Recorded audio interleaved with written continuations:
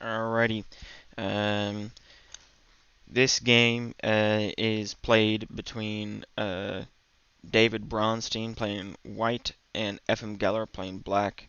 Um, it's a very, very interesting game, and I really think you're going to enjoy it here. Alright, so let's jump right into it. D4, knight f6, c4, e6, knight c3, and bishop b4. The Nimzo Indian. Um, After a3, bishop captures knight, b captures c3, and castles. We have f3, f3, d5, c captures d, e captures d, and e3. This enters in the same variation. Um, it looks strange at first because it appears that this diagonal here is going to be weak, but in fact white should always be able to hold on to everything because he will have g3. Um, Black continues to develop as normal.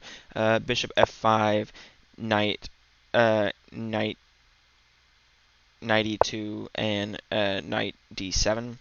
Uh, Knight f4, c5, and bishop d3. Here, white is going for a trade of bishops, trying to get rid of black's relatively strong light squared bishop. As you can see, um, it's a little bit once again counterintuitive of white's play, or yes, of white's play, because it would appear that and it is the case that this is white's strong bishop, meaning that if you look at white's dark squared bishop, it really doesn't have that many squares to go to. It's a little bit useless, and that's because it's being hemmed in by the pawns, by the pawn structure. Whereas white's light squared bishop is very strong. It can go to all these sorts of useful squares. Um, and so it seems counterintuitive to trade it off, but it's really just removing defenders from the king side. Um, and so he does so with the development of the queen. Um, rook e8, castles, and rook c8. Rook b1 going after this pawn, and queen to a5. Here, as you can see, he's attacking a lot of pawns. It was a very good active square for the queen, although maybe a little bit decentralized, and that might be the problem that black runs into.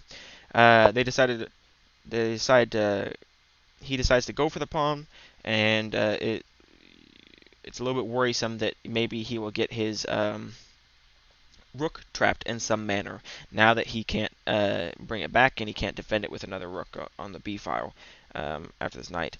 But David Bronstein does not fret. He launches a kingside attack trying to get rid of this knight. G4, h6, h4. And if you think about this, like, whoa, my God, he's pushing all these pawns in front of his king. If you really think about it, he's not really at any sort of threat.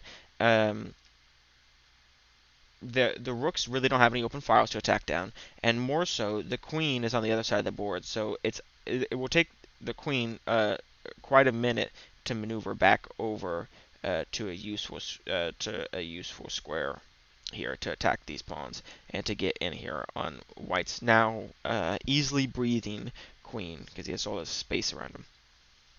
But so yeah, that's why this is going to work out, well enough for David Bronstein. Um, C captures D, and instead of recapturing, he ignores it and goes for G5. Efim Geller grabs another pawn, gambiting his knight, and after captures, it's all based off the idea that this pawn will be strong enough as a pass pawn.